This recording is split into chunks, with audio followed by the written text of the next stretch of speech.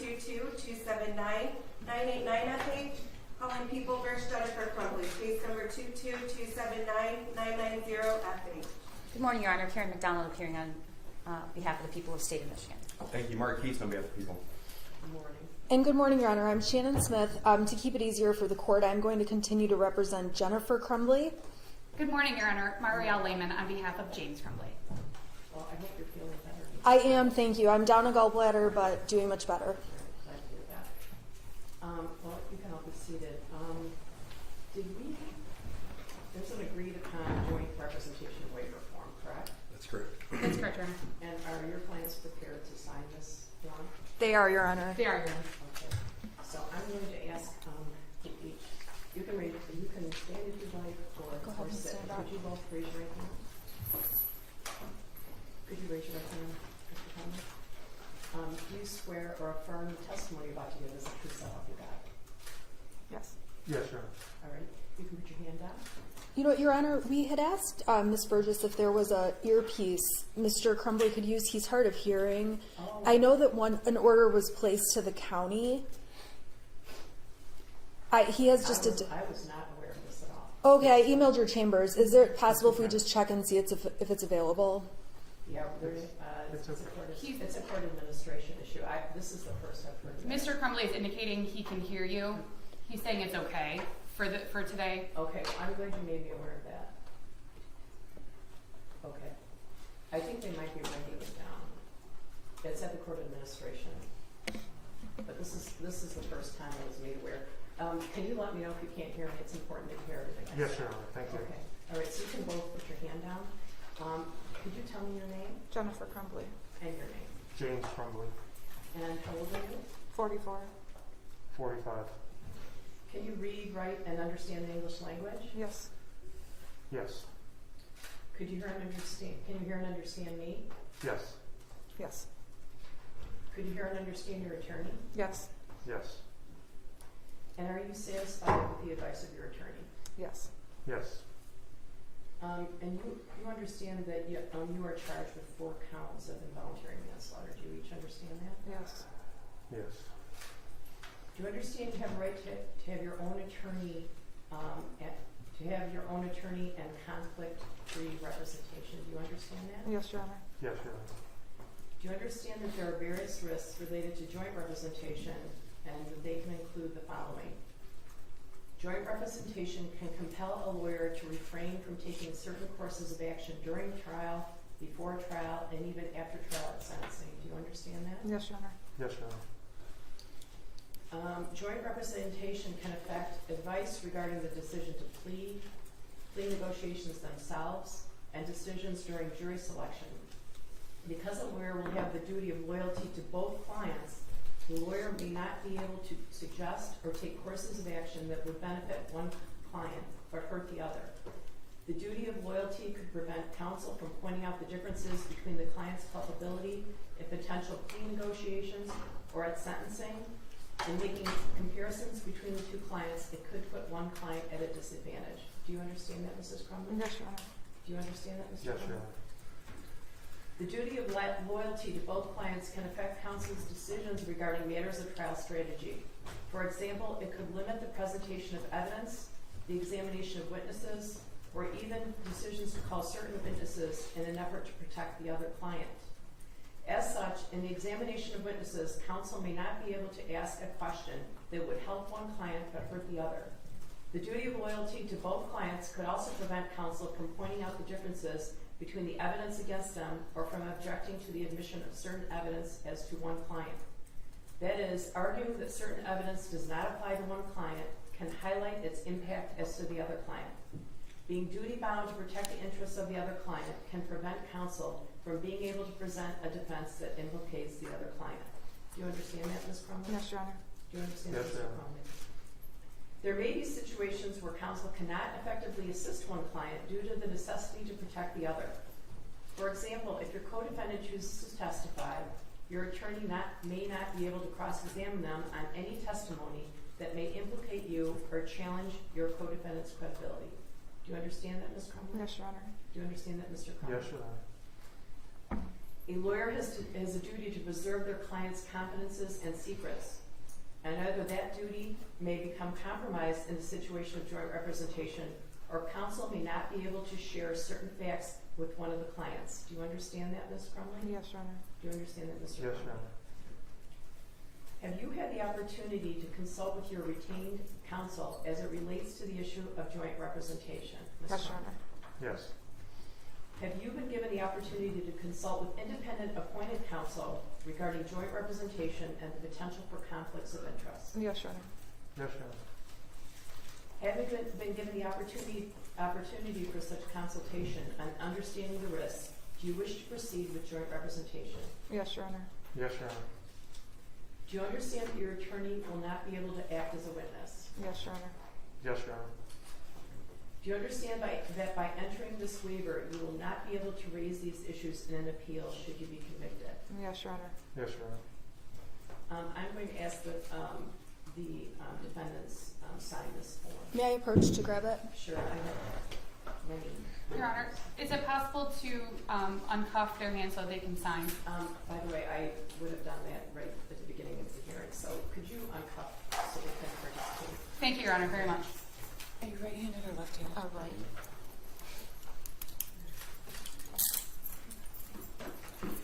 Just for the record, this is the same form that was admitted as People's Attached Exhibit G to the original motion, and it was read verbatim.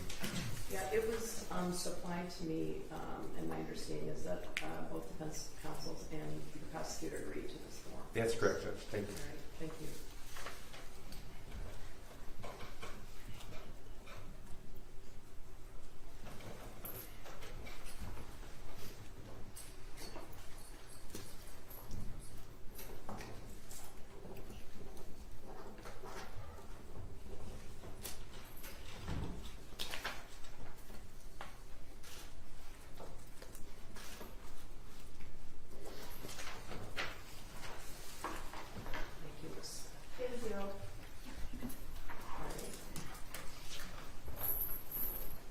Today's the date and time set for our pretrial. I'm in receipt of the defendant's motion to modify bond and the response by the prosecution.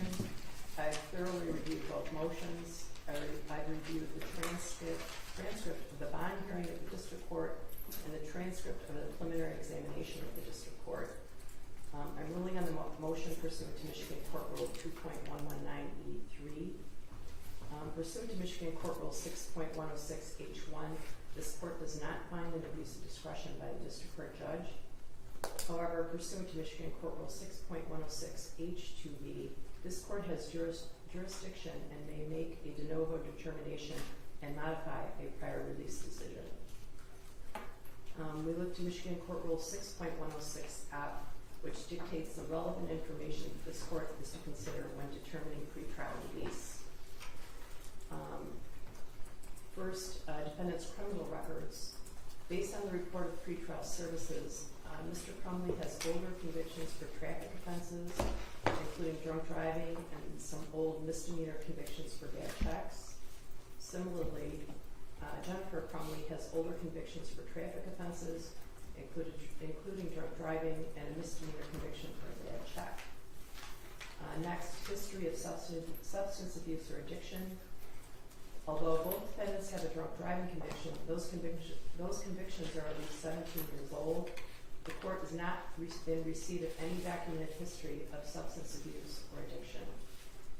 Defendant's mental condition, including character and reputation for dangerousness. Neither defendant has any documented history of violence, dangerousness, or a mental health condition. Seriousness of the offense charged, the presence or absence of threats, and the probability of conviction and likely sentence. These charges are obviously very serious. The sentencing guidelines in these matters indicate a prison term. The defendants argue that there is a low likelihood of conviction on these matters, while the prosecution indicates they expect to convict. I reviewed the testimony of the preliminary examination in this matter, where the district court judge found probable cause. However, this court finds that the probability of conviction in this matter is too difficult to gauge or predict. Defendant's employment status and history and financial history insofar as these factors relate to the ability to post money bail. Both defendants were employed at the time of these events, and their counsel seems to indicate that they would each be prepared to post a $100,000 cash or surety bond, but the court has no additional information beyond that. The court must next consider the availability of responsible members of the community who would vouch for or monitor the defendants. Defense counsel has indicated they would be willing to supply information with regard to this factor in confidence, although at the moment these individuals are unnamed and unknown. Facts indicating the defendant's ties to the community, including family ties and relationships and length of residence. The defendants owned a home in Oakland County and both were employed. However, neither defendant is still employed, and the defense indicates the home was sold and used for attorney's fees. Therefore, although the defendants appear to have strong family ties to Florida, the court is not aware of current ties the defendants have to this community. Last, the court must consider record of appearance or non-appearance at court proceedings or flight to avoid prosecution. Defendants indicate they were devastated when they heard about the alleged actions of their son, felt unsafe in their home, felt hounded by the press, and found it necessary to leave. However, the chronology of events that occurred subsequent to the defendants leaving their home is not consistent with cooperation with law enforcement. Defendants seem to allege some kind of foul play or deceit by law enforcement in their approach to the arrest of the defendants. Upon a warrant being issued, law enforcement is not required to make an appointment with the defendant. It is the job of the police to ensure a swift, safe, and secure arrest, and this court believes that would have happened but for the defendant's actions. The defendant's actions were premeditated to conceal their whereabouts. The defendant's alternative view of the chain of events cannot be reconciled. The series of actions by the defendants and resulting manhunt supports the prosecution's proposition that the defendants were fleeing the jurisdiction. The behaviors supporting flight are insurmountable, as a primary purpose of a bond is to ensure a defendant's appearance. The defendant's own actions leading up to their arrest make the current bond appropriate. Therefore, I'm denying defendant's motion to reduce the bond. I'm committed to providing the defendants and the prosecution with a speedy trial. A trial in this matter will not be routine. Arrangements to be made by this court to accommodate the trial, including juror summons and jury selection, will be extensive.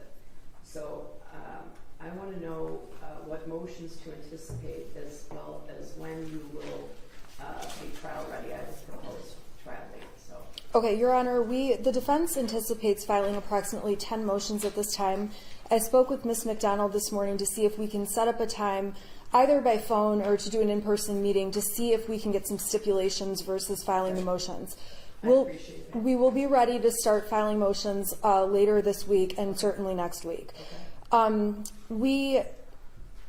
With respect to the bond motion, the defense is going to ask the court for a stay in this matter, only so that we can file an interlocutory appeal with the Court of Appeals. So if I can submit an order to the court today. A stay of... We have to ask the lower court for a stay so that we can file an interlocutory appeal on the bond issue. So I'm asking the court to stay this matter. I'm assuming this court's going to say no. Well, I'm not in favor of staying orders, but I don't know why I need to stay it for you to appeal it. Right. I'm required to ask, and you either have to grant or deny, and then if I don't ask, the Court of Appeals makes me come back and ask. So I can just put together an order saying it's denied, and then we can file our appeal. The people would object to saying, Judge, we want a speedy trial. Okay, yeah, I'm not going to stay. I'm not going to stay. Okay, and that's just a pro forma order we have to follow. Sure. We do anticipate in terms of our motions, mostly motions that would not require evidentiary hearing type issues. We have motions to quash, motions in limine, a motion about medical records of the shooter, motions about some much more minor things that I'm hopeful we can work out with the prosecution. I'm assuming they don't work out a lot of your evidentiary issues. Yes, Judge. Counsel and I will communicate. Okay. You know, I would meet with you in chambers at some point if that was helpful too. I don't know if it will be or not, but you can let me know. Okay? Yeah, that might be helpful too. From the people's perspective, we would like a speedy trial. This has been, and I know the court is very much in tune with that. We'd ask for a scheduling order as well. Okay, well, you know, I can give you the good news or the bad news. The bad news is because of the pandemic, we have them stacked to the ceiling, and I have other people that are still in jail. We have people, defendants who've been in jail over 700 days. On the other hand, my docket's quite good. So I was going to propose to you October 24th. That's fine with us, Your Honor. And I'm sure that's fine with us, Judge. It might seem like a long time away, but I went through the calendar and I'm trying to avoid things like the 4th of July, Labor Day, and I don't want a jury, you know, during Thanksgiving or Christmas. And I guess I feel like if we don't start the trial in the fall, but then it won't happen until January. And I'm very cognizant that your clients, at least at the moment, are still in jail. So if you have a strong objection to that date, you should let me know, because my court administrator is here, and you know, the courthouse has already been moving heaven and earth for the pandemic, to accommodate the pandemic. But this trial will take a Herculean effort by court administration. So Thank you, Judge. So did you tell me all the motions you were going to file? Just a couple of them. A motion to quash, some motion in limines, a motion regarding the shooter's psychological records that have recently been put together, a couple of very minor issues that we'll talk to the prosecution about. Okay. We're going to file a motion for a change of venue. There's about 10 that we have on our list, and we are working on them actively right now. Okay. So that we can just keep, we don't like to file, 20 at once. We'll file a couple next week, a couple more. We'll keep it moving so that it's not overwhelming one day Okay. with just a pile at the end. So, All right. I appreciate that. How about the prosecution? Are you filing any motions? Judge, I anticipate we will. I think at this point, most likely would be a motion for a non-standard jury instruction, as well as a motion limiting regarding the introduction of evidence. I think a lot will depend on the motions filed by defense, but we'll take it from there. And whatever scheduling order the court gives, the parties will adhere to that. All right. Can I give you a scheduling order now, or do you want to wait till some of these motions are filed? I'm fine with the scheduling order now. Okay. In particular, we were curious if the prosecution is using any experts, only because we would need to find rebuttal experts and that kind of thing. So, You know that yet? We'll let the court know as soon as that's determined. Okay. Yeah, I think that both sides are familiar with cases where, someone's not available or something happens and you ask the court for an adjournment, the court is willing. I'm not wed to October 24th, but I'm now going to put the wheels in motion, and it's going to be a lot for the court. So it's not easy to change. So if you find that that's difficult, maybe you think it should be sooner. I don't know. I do have other people in jail, but I don't have as many defendants in jail as most of the other judges in the courthouse. So. Your Honor, I think that October 24th is reasonable. It does give us a lot of time. We could ask for something sooner, but then not be sure we'd be ready. I know myself and Ms. Lehman, we can be ready by that date. And if that can be a sure date, we will marry ourselves to it. Because, you have Labor Day. There are, there's Rosh Hashanah. I wonder. Right. It's hard to predict how long the trial will go and how long it will take to select a jury. I think probably it will take at least a week to select a jury. Does that make sense to you? So, Yeah, I would agree. yeah. Okay. All right. So if you have if you look what I have your niece's wedding that week or something, let me know. But I'm just kind of throwing that date to see if you'd all be available. All right. So I don't think I'm going to do a scheduling order yet. I think I'm going to wait till some of these motions are filed. All right. A trial date working backwards is helpful. Well, we will keep things moving. All right. All right. Thank you. Thank you, Your Honor. Your Honor, I'm sorry. one other matter, if I could. Mr. Crumbley is currently housed in K Block, Your Honor, and he's under constant monitoring, constant observation, 24-hour observation. He's housed with individuals who have some significant mental health conditions, as the court is well aware. The lights, it's my understanding that the lights are on 24 hours a day. Your Honor, I'm asking, and I know that Mr. Crumbley has previously made this request. We have not. I'm asking that the court direct the jail to reclassify Mr. Crumbley and allow him to move to a different unit. Obviously, if the jail has some concerns that they would like to share, we'd be more than willing to listen, but he's been on that unit since he was arrested and taken into custody. So I'm just asking that the court direct the jail to reclassify him and take these things into consideration. Okay, well, I'll say a few things about that. Because of the posture of this case, I think all motions should be filed in writing, but I can tell you that I don't direct what the jail does. We, a separation of powers here, and I don't direct the jail. Mr. Bouchard does not listen to me. So if you find something in the law that would allow me to make that request, I potentially would, but there's a separation of powers for a reason. I don't direct law enforcement. So Thank you, Your Honor. all right. Thank you. Thank you, Judge. All right. Jennifer, we'll get you guys jail visits so that we can talk to you guys, okay? Hang in there. And come on, okay? Okay, we'll talk.